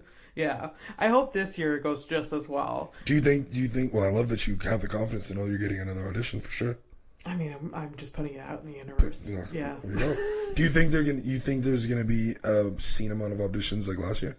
I kind of hope so. I mean, I don't know. There was a lot of auditions last year. That guy, shout out to Neil Benson. He fucking did the thing. I don't know. I don't know. I'm gonna reach out to him and see what is what this year. I hope so. I think it was great for the city. I think it gave a level of motivation to a lot of people that for sure probably felt unseen.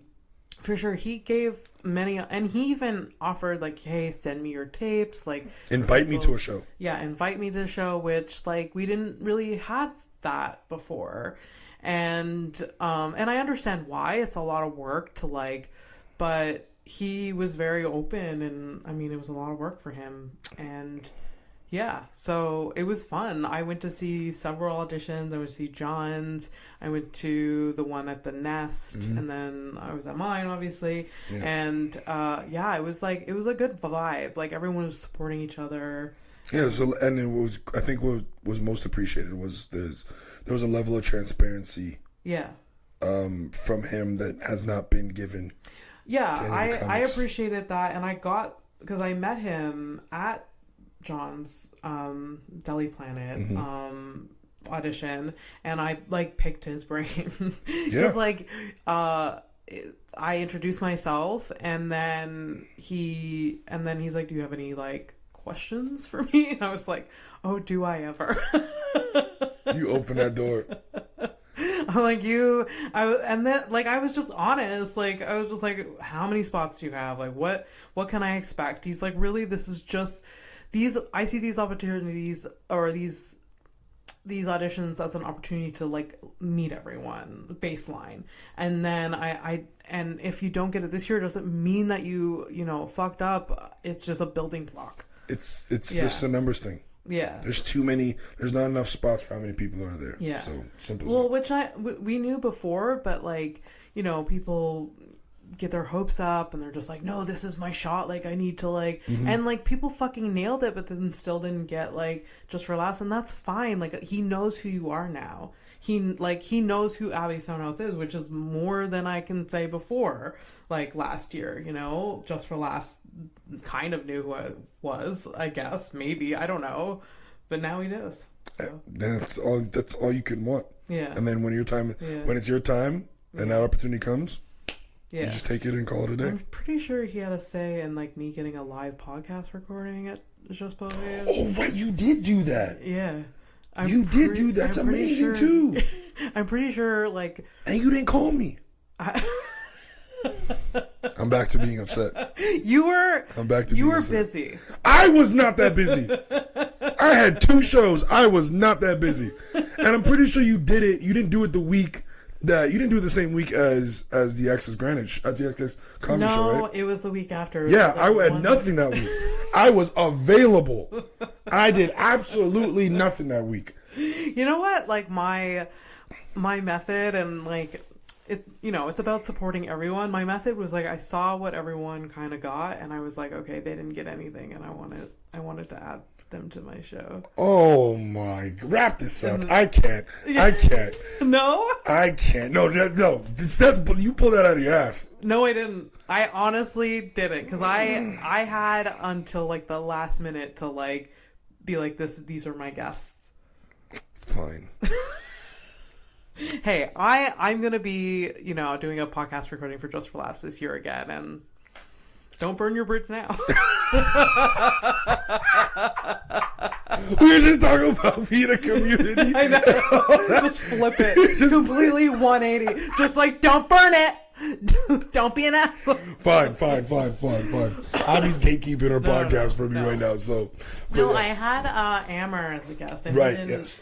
And then Andrew Corey I added like last minute, and because like Amber didn't have another show or anything for the festival, so I was like, he deserves something. He does. I mean, everyone deserves everything. Like, I could have, like, it's hard to choose. Like, and it's your podcast. If you delegate, or you feel like bring on who you feel deserves, or not. It's not who deserves. It's who just want to. I don't know. It's like what I'm feeling. Like, okay, this would be the good vibe for this, and like this is how I picture it, and like it's nothing against anyone else. It's just, yeah. This is who you want. It's a combination of thoughts. It's yours, and you shouldn't apologize. Yeah. To who you bring on, except. So do you. I'll apologize every time I don't pick you. I'll apologize. I'm just saying, you've been doing this podcast for a while, and this is the first time I got a call. I'm just saying. It would be nice. It's the perfect timing. No? Sure. Whatever. What do I gotta do? Plug my shit now? You gotta plug your shit. What's your handles? So the main thing that I'm on is Akeem Grams with a Z. It's my Instagram handle. But then if you want to follow me on Akeem Tweets on X now, because that's what it is. You tweet a lot? I don't tweet a lot. I just like watching this stuff. But I can't watch it in public because I got some risque stuff in there. I mean, that's it. I don't got much coming. I got a movie that I did in Toronto last month coming out. Where? It's called Morningside. It's based off this incident that happened. It was a community barbecue in Scarborough. Mm-hmm. There was a shooting, and my cousin was one of the people that passed. Oh, There's 2 people that died. Yeah, my cousin was one. So shout out to Cheyenne. And I got to be a part of this project because my friend Ron, he was directing it.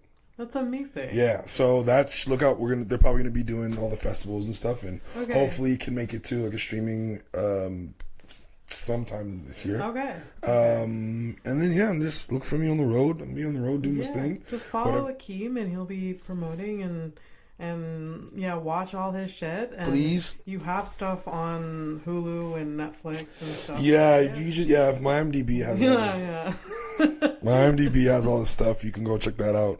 Of everything that I've done. So if you want to go see my one scene and a couple of things, also watch a stand-up Discovery series. You have some videos out. I do. I have the Discovery series. If you go at Akeem Hoyte-Charles Discovery series, you'll find it.